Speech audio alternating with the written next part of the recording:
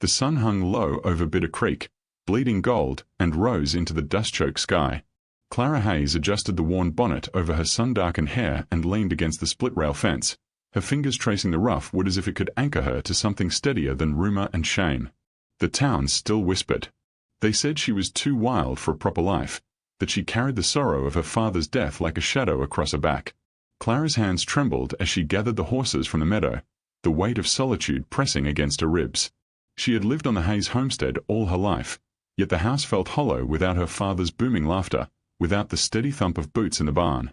Her mother's voice had been gone long before, swallowed by a fever in spring that left only the smell of lavender and dust behind. Now she was alone, tending to land that refused to forgive neglect, to animals that demanded more than she sometimes had to give.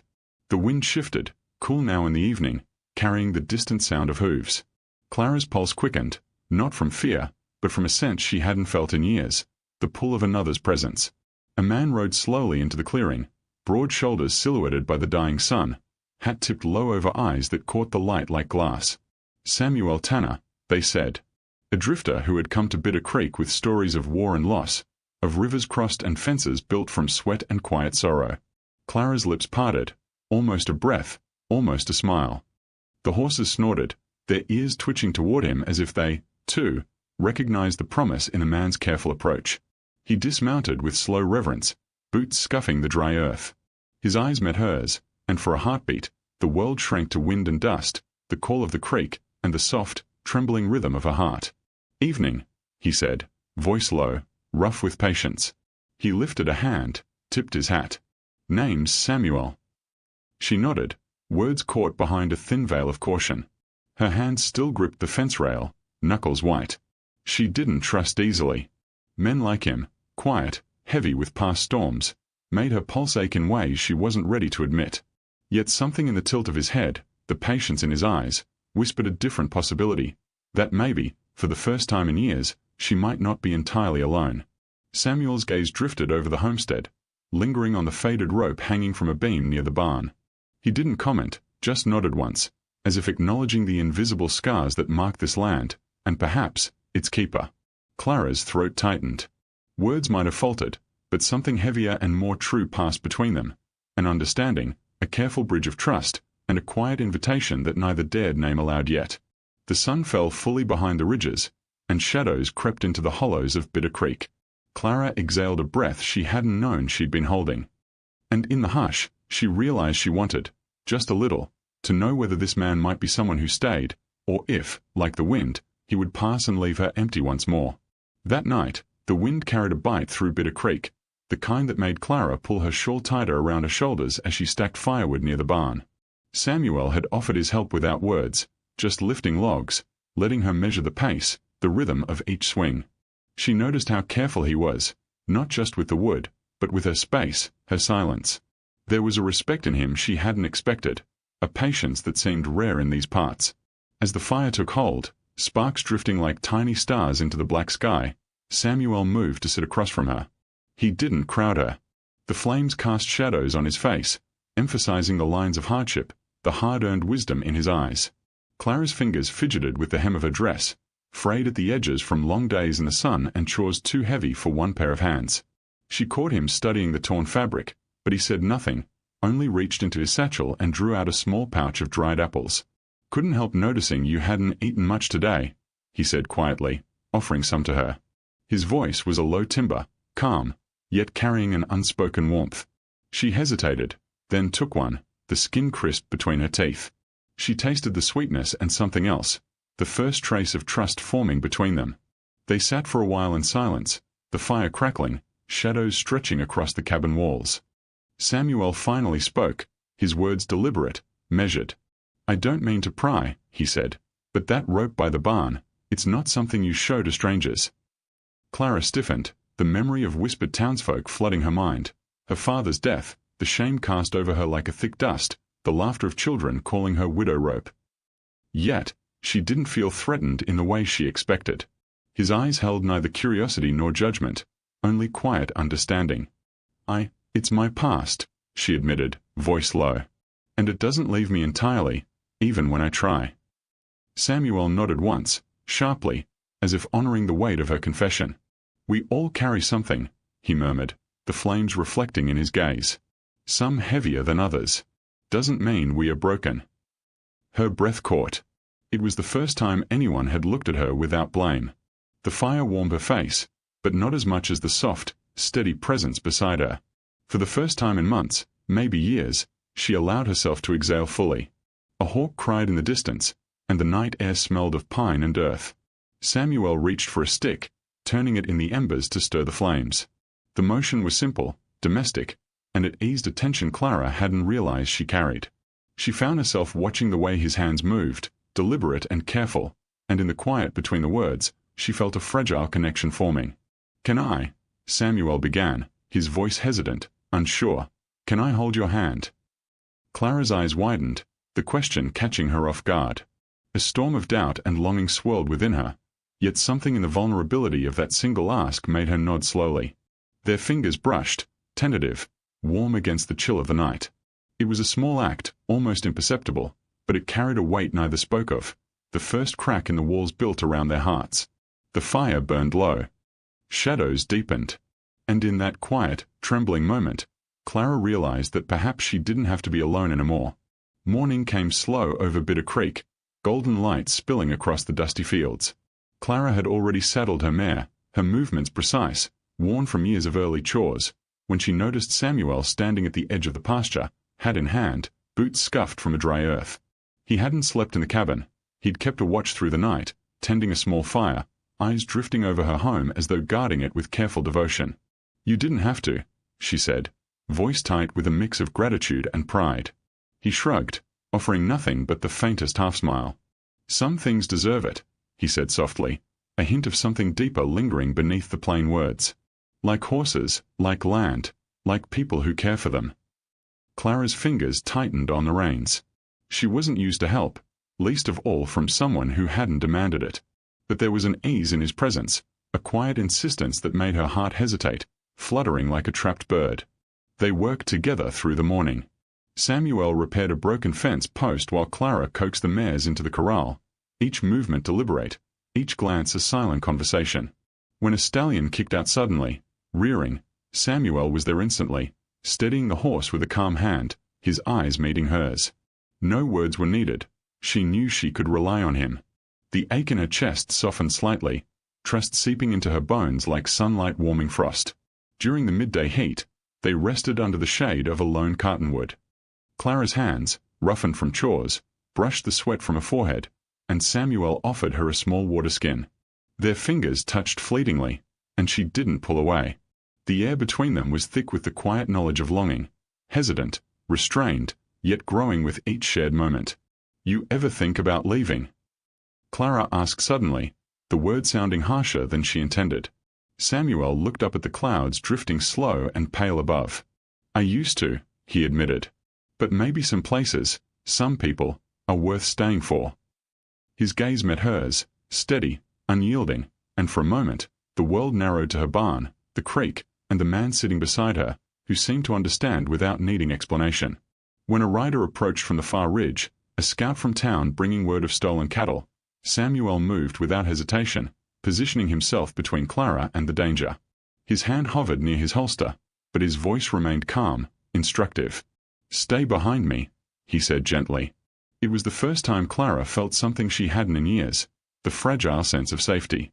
By sundown, the cattle were accounted for, the town's rumors swept aside like dust on the wind. Clara and Samuel returned to the cabin, their hands brushing occasionally, each touch a quiet admission of trust. That night, the wind carried the scent of pine and smoke, and the rope by the barn, the symbol of past grief, seemed less like a curse and more like a scar that could be healed, slowly, carefully, with time and tenderness. As they sat by the fire, the horses grazing nearby, Clara realized something she hadn't dared to admit. Samuel was no longer just a drifter. He was becoming something more, a constant in a life that had been defined by loss and solitude. And for the first time in a long time, she allowed herself to imagine a future that wasn't empty. The next morning, Bitter Creek greeted them with the usual chorus of gossip and suspicion. Women hung at windows, mouths pressed tight as their eyes tracked Clara's every move. Children darted past, daring each other to call her widow rope, their voices quick and sharp. The memory of her father's death, the rope he had left behind, seemed to hang in the air, heavier than the morning heat. Clara kept her gaze low as she guided her mare toward the creek. Samuel walked beside her, slow and deliberate, letting her set the pace. The tension in her shoulders eased slightly with each step she took near him.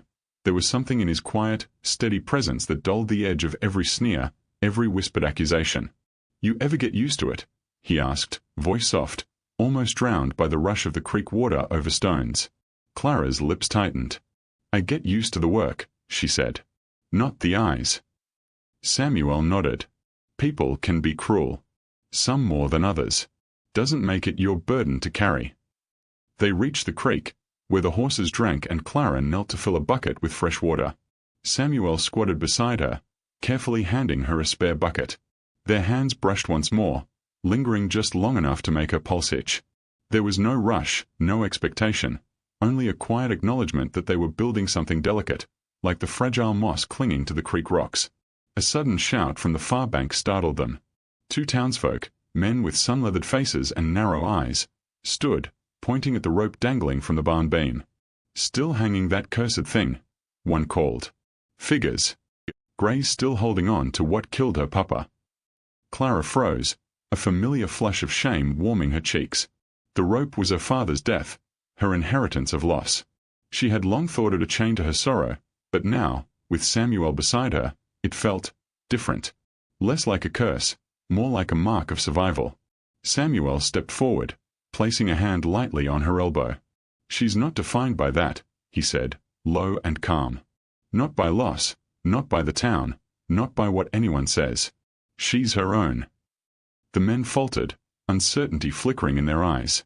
Clara felt her chest tighten, a mixture of fear and a new spark, defiance born not from anger, but from the quiet certainty of being seen. She straightened, meeting their gaze for the first time in months, and with a voice firmer than she expected, said, "It's my rope. My past. And it stays until I decide otherwise." The men muttered under their breath, glancing at Samuel, who gave no answer but a steady, protective look. The horses shifted uneasily, sensing the tension, but they remained. Clara felt a flicker of warmth, a bond forming not only with Samuel but with her own courage. As the sun sank low again, the whispers of the town seemed smaller, distant. Samuel guided her back toward the cabin, hand brushing hers, not holding yet, only brushing, a gentle promise. The rope in the barn waited silently, no longer just a symbol of shame but a testament to what had been endured. That night, by the firelight, Clara traced the scarred wood of the cabin walls and realized, defiance didn't have to be loud.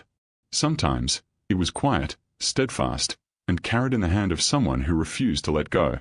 The first rumble of thunder rolled over Bitter Creek as evening descended. Clara's cabin, sturdy but worn, rattled under the wind's sudden insistence. Rain began to lash the tin roof, sharp and relentless, sending rivulets down the cracked window panes. Clara moved quickly, securing the animals and tying down loose boards, her hands slick with sweat and rain. Samuel arrived at the cabin's edge, his hat dripping, coat clinging to his shoulders. Without waiting for invitation, he stepped inside, letting the door slam against the wind. "You shouldn't be out there alone," he said, voice calm, yet edged with concern. "I had to," Clara muttered, shaking rain from her hair. "The horses, if they got loose." He moved closer, steadying her with a firm hand at her elbow. "We'll handle them together," he said. "Let's not risk the both of us." They worked in tandem, bringing in the horses, securing the barn. Each movement was a quiet dance, his hand steadying hers, her eyes catching his glance and holding it for a heartbeat longer than necessary. By the time the animals were safe, the cabin was soaked with the storm's fury, and Clara was shivering from both wet and adrenaline. Samuel fetched blankets, draping one across her shoulders. Their hands brushed, lingering this time, and she did not pull away. She felt the warmth of him, not just from the blanket, but from the solid presence beside her, a tether against the chaos outside. The fire, lit hastily, cast trembling shadows across the walls. Rain hammered the roof, wind moaned through the gaps, and for a moment, the world outside ceased to matter. Samuel handed her a cup of hot tea, steam curling between them, fingers brushing as she accepted it. "You okay?" he asked, eyes soft but searching. Clara nodded, lips parted, heart hammering in a rhythm she didn't yet understand. "I think, yes." The storm raged on, and they sat close by the fire, the space between them shrinking with each passing minute. Samuel's hand hovered near hers, then slowly, deliberately, he took it, thumb brushing her knuckles. Clara's breath caught, the warmth spreading from that touch. There was nothing hurried, nothing demanding, only the quiet trust of two souls discovering safety in each other. Lightning illuminated the cabin for a brief instant, casting everything in stark, silver light. Samuel leaned slightly closer, voice barely above a whisper. "May I stay close?" Clara's heart skipped. She nodded, not trusting herself to speak. Their hands intertwined fully now, fingers locking with tentative certainty. Outside, the storm screamed, but inside, the cabin was a cocoon of warmth, safety, and something fragile, unspoken, yet undeniable. Hours passed with whispered conversation, the soft rhythm of their breathing, the occasional laugh at shared memories neither had yet revealed. By the time the rain lessened to a murmur, Clara realized she hadn't felt this seen, this protected, in a long, long while. And Samuel, once just a quiet drifter, was no longer someone she merely tolerated near her world. He was part of it now, tethered to her in ways neither dared name aloud, yet both understood. The storm finally passed, leaving the air sharp, clean, and scented with wet earth. Outside, Bitter Creek glistened under a moon breaking through the clouds. Inside, Clara and Samuel sat in silence, fingers entwined, hearts learning the slow rhythm of trust, care, and quiet devotion. It was mid-morning when the first signs appeared. Smoke curled over the ridges of Bitter Creek, dark and unnatural against the pale blue sky. Clara's heart clenched, her father's old barn, her home, the rope still hanging as a memory of loss. Everything she'd fought to maintain seemed threatened.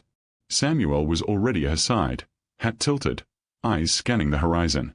"Stay behind me," he said softly, his hand brushing hers in a silent promise. The subtle weight of that touch steadied her, reminding her that she wasn't alone. They galloped toward the smoke, the wind carrying the scent of burning wood and the harsh tang of panic. A small group of townsfolk had gathered near the edge of the blaze, shouting, their horses restless. Clara caught sight of a frightened child, her neighbor's boy, trapped between frightened cattle and the encroaching flames. Without hesitation, Samuel dismounted, moving with practiced calm. Clara followed, heart hammering, hand shaking. Samuel's hand found hers for an instant before he released it, urging her to guide the child away from danger. "Keep your eyes on me," he called, voice steady, commanding. Clara nodded, gripping the boy's small hand. Together, they wove through the chaos, dodging sparks and loose boards, Samuel's eyes constantly scanning, ensuring no one stumbled, no one panicked too far. When the child was safe, Clara turned back to find Samuel wrestling with the stubborn stallion nearest the fire, its eyes wide with fear. Sparks had caught a nearby haystack, and the flames licked hungrily at the dry wood. Samuel's arms were firm around the stallion, voice calm, coaxing it into submission. Clara's breath caught as she watched him, a man marked by past storms, fighting another, and not flinching. Finally, the fire was under control, the barn scorched but standing. The townsfolk murmured, no longer sneering, but watching in quiet acknowledgement. Clara's gaze fell on Samuel, who looked at her with a mixture of relief and unspoken question. "Are you hurt?" she asked, voice trembling despite herself. He shook his head, eyes softening. "Only a little singed pride," he said, and for the first time, Clara laughed, a sound that startled her with its relief. Their hands found each other again, fingers entwined without hesitation. It was more than trust now. It was connection forged in fire and fear, a bond neither could deny. Clara's chest ached with a strange warmth, the realization that someone had risked everything for her, for the people she cared about. That night, as they tended the horses and patched minor injuries, Clara allowed herself to lean against Samuel's shoulder. The rope in the barn, once a symbol of loss and shame, now seemed almost like a testament to survival, reminding her that what is broken can still be protected, and what is feared can still be faced. In the quiet of the cabin, with the fire flickering low and their fingers laced, Clara whispered, almost to herself, maybe I'm not as alone as I thought." Samuel's lips brushed the top of her hand, a soft promise in the dim light. "Never again," he murmured, "not while I can help it." For the first time in Bitter Creek, the wind outside seemed less menacing. Inside, there was fire, safety, and the fragile, budding certainty that love, earned through courage and shared danger, was possible. The days after the fire passed with a quiet intensity. Bitter Creek returned to its usual rhythm, but Clara and Samuel moved in a shared orbit now, each small gesture carrying weight. Samuel helped repair the barn, his hands gentle yet strong as he worked beside her, showing care in the way he held nails, adjusted beams, and kept her safe from splinters and shifting boards. Clara watched him often, the way the morning sun caught in his hair, highlighting the faint lines carved by years of hardship. She noticed the subtle tremor in his fingers when he handed her tools, the soft exhale when their gazes met and lingered longer than necessary. Their connection was quiet, earned slowly, stitched together with acts of patience and care rather than grand declarations. One evening, as twilight painted the creek in amber and violet, Samuel motioned for her to come closer to the barn. "I want to show you something," he said softly, eyes steady. He led her to the rope, the one that had hung as a symbol of her father's death, of town whispers and personal shame. Clara's fingers brushed the coarse fibers. It smelled faintly of aged wood and dust. Memory surged, the grief, the loneliness, the whispered ridicule, but Samuel's hand covered hers, warm and grounding. "It doesn't have to be what it was," he murmured. "It can be something else, if you let it." Her breath caught. The rope, once a tether to sorrow, could become a thread linking her to something stronger: love, survival, trust. Slowly, deliberately, she cut the frayed ends, letting the fibers fall into the dirt. Samuel gathered them in his hands, holding them like a sacred relic. "You can choose what it means," he said, voice low, almost a whisper. "I choose for it to mean resilience." Tears pricked her eyes. She had expected judgment, perhaps pity, yet all she felt from Samuel was respect and tenderness. She pressed her forehead to his shoulder, feeling the steady beat of his heart, the quiet strength that had carried her through fire, storm, and whispers. Their hands remained entwined as night descended. Stars broke through the twilight haze, scattered across the sky like shards of silver. Samuel leaned closer, lips hovering near hers, and Clara felt a tremor, a question, a hope, a longing. But they waited, patient, savoring the moment rather than forcing it. For the first time, Clara understood that love here wasn't swift or easy.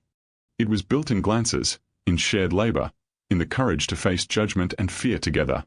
It was in the rope reclaimed, the barn repaired, the quiet smiles over cups of tea, the warmth of hands held in storm and sun. And as they stood there, the night soft around them, Clara whispered against the wind, "Thank you for staying." Samuel pressed his forehead gently to hers. "Always," he murmured. "Through everything." The rope no longer hung in shame. It had been transformed, woven into a story of survival, trust, and the slow, careful bloom of love between two hearts that had almost given up. Bitter Creek had a way of letting the past creep back in, even when the present seemed calm. A stranger arrived one morning, dust clinging to his coat, eyes sharp and calculating. He carried a letter, stamped with a seal from a town miles away. Clara felt a chill creep along her spine before she even saw the words. The letter bore grim news. A distant relative had claimed a portion of the Hayes land, demanding immediate surrender. It was the law, cold and unyielding, but it carried the threat of eviction, of losing everything she had fought to protect. The rope by the barn itself, even the small cabin Samuel had helped secure, all were suddenly imperiled. Clara's hand shook as she read the words aloud to Samuel. He stood beside her, silent at first, then placed a steadying hand over hers. "We face it together," he said, voice low and certain. "Whatever they send, we'll handle it. No one tells us what to do on our land." Her pulse throbbed with a mixture of fear and resolve. The townsfolk had never been kind, but Samuel's presence lent her courage. She realized that fear alone no longer ruled her actions. Trust and love, fragile but unbroken, now guided her. That evening, the stranger returned, riding aggressively, trying to assert control. Samuel met him at the edge of the property, hat tipped, voice calm yet unyielding. "This land stays," he said. "You want to fight? You'll find more than words waiting." Clara stood behind him, hand brushing his sleeve, feeling the quiet reassurance of his presence. The stranger hesitated, measuring the determination in both their eyes. The storm of judgment, past whispers, and looming threat met the calm, earned confidence of two people bound by trust and survival. The stranger finally backed down, spurred on by Samuel's unwavering stance and Clara's steady defiance. He rode off, leaving Bitter Creek behind, leaving the rope, the barn, and the small cabin intact. Clara exhaled, a tremor of relief and triumph passing through her. That night, the cabin was quiet but full. Samuel's hand found hers again, fingers laced firmly. "You were incredible," he whispered. Clara's lips curved, a soft, tired smile. "So were you," she said, leaning against him. "I don't think I could have stood without you." The rope by the barn, once a symbol of shame, now felt like a silent witness to their resilience. Each frayed strand spoke of battles endured, trust tested, and love earned through courage. As they sat by the fire, flames flickering across the walls, Clara rested her head against Samuel's shoulder. The tension of the day faded into the warmth of hands held, of hearts steady in tandem. She realized that love in Bitter Creek wasn't granted. It was carved from danger, from shared labor, from the slow, careful act of standing together when everything else threatened to pull them apart. And for the first time in years, Clara felt wholly, undeniably safe, not because the danger had vanished, but because the man beside her had chosen to stay. The night fell over Bitter Creek like a velvet cloak, speckled with stars, each one trembling in the cool desert air. Clara and Samuel sat on the cabin's small porch, legs dangling over the rough-hewn railing. The rope in the barn, once a symbol of shame, now hung neatly coiled on a peg, no longer a mark of loss, but a testament to survival and the quiet victories of the day. Samuel reached for her hand, fingers threading through hers, warm and steady. "Do you trust me?" he whispered, voice barely audible over the soft rustle of the creek below. Clara's breath hitched. She had lived too long in suspicion, in fear of judgment, in solitude. And yet, sitting beside him, she realized that trust had grown between them like the first stubborn shoots of grass after a drought. "Yes," she whispered back, voice trembling, yet certain. The night deepened, cool wind brushing across their cheeks. Samuel leaned closer, his lips hovering near hers, hesitant, respectful. Clara tilted her head, letting the space between them shrink, not out of need, but choice. Every touch, every whispered word, had been earned. Every glance had been measured. Every moment of silence had been shared. When their lips finally met, it was neither rushed nor clumsy. It was a slow, deliberate connection, tender yet charged with months of longing, fear, and trust. Her hands trembled slightly as they rested on his chest, feeling the steady thrum of his heart beneath callous cotton. His hands cupped her face gently, brushing damp strands of hair from her forehead. The stars above flickered as though applauding, the night holding its breath in reverence for the fragile intimacy they had built. Clara rested her forehead against his, breath mingling with his, the quiet night pressing in like a protective blanket. I was so afraid," she admitted softly.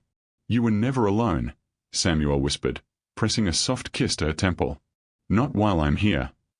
They stayed like that for hours, hands intertwined, whispers exchanged under starlight, the rope and the barn standing witness to their story. The past, shame, loss, and whispered judgment, felt distant, softened by the warmth and steady presence of love built through labor, courage, and patience. Clara realized that intimacy wasn't just the touch of lips or hands. It was the act of sharing vulnerabilities, of standing together in storms, and choosing, over and over, to be present for one another. And in Samuel's eyes, she found the reflection of her own worth, her own courage, and the quiet, unyielding promise that she would never have to face the world alone again.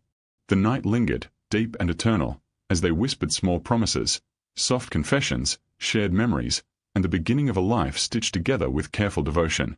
Outside, Bitter Creek slept, but on that porch, beneath the stars, two hearts had found a rhythm that could weather anything. Dawn broke over Bitter Creek in a wash of gold and soft lavender, the wind gentle and warm for the first time in weeks. Clara stood at the edge of the cabin porch, the smell of fresh pine and earth filling her lungs. The barn behind her gleamed in the early light, sturdy and whole, the rope coiled neatly, a relic transformed. No longer a symbol of loss, it had become a quiet testament to endurance, courage, and the love that had grown amidst storms, fire, and whispers. Samuel emerged from the cabin, hat in hand, boots soft on the dirt floor. His eyes found hers immediately, steady and warm, the bond between them unspoken yet undeniable. He crossed the porch in a few careful steps, sliding his hand into hers with that same patience and respect that had drawn her to him months ago. Clara smiled softly, feeling the rhythm of his heartbeat through her fingers. The small garden she had planted by the cabin, seeds laid in trembling hope, now caught the first rays of sunlight. It was fragile, like their love had been, yet determined, roots holding firm in the soil. "Morning," Samuel whispered, his voice carrying the quiet awe of someone witnessing a miracle he had helped nurture. "Morning," she replied, leaning slightly into him. There was no urgency, no rush, only the stillness of two people who had fought, survived, and chosen each other. Together, they walked toward the barn, running fingers along the coiled rope, tracing its fibers like a memory transformed. Clara's lips brushed his shoulder, a soft, intimate gesture, and Samuel pressed a gentle kiss to the top of her hand, their hearts keeping a quiet rhythm in tandem. Children's laughter echoed faintly from the town, and Clara heard the whisper of approval in the breeze, as if Bitter Creek itself had softened toward her. She had faced judgment, fear, and loss, and now stood firm, grounded by love and trust, a life rebuilt from careful, deliberate choices.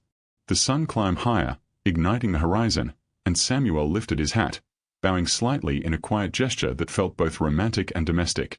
Clara laughed softly, a sound that carried warmth, relief, and hope. They returned to the cabin, hands entwined, the firelight from the hearth dancing across the walls, the garden catching the sun. Clara knew that life would bring new storms, new whispers, but in this moment, proof of survival and love was tangible. Hands that never let go, a rope reclaimed, a garden planted, and hearts steadfast against the wind. As they sat together on the porch, the world stretching wide before them, Clara whispered into the morning air, almost a legend now. What keeps a heart alive in the desert? A kiss, a scar, or the memory of one hand that never let go? Samuel squeezed her hand gently, a soft answer in gesture alone. The creek murmured below, the barn stood tall, and for the first time, Clara felt whole, not because the past had vanished, but because love, earned slowly and carefully, had taken root and would endure. The wind carried their quiet laughter and the scent of earth and pine, and Bitter Creek, long a place of whispers and shadows, now held the story of two hearts who survived, together.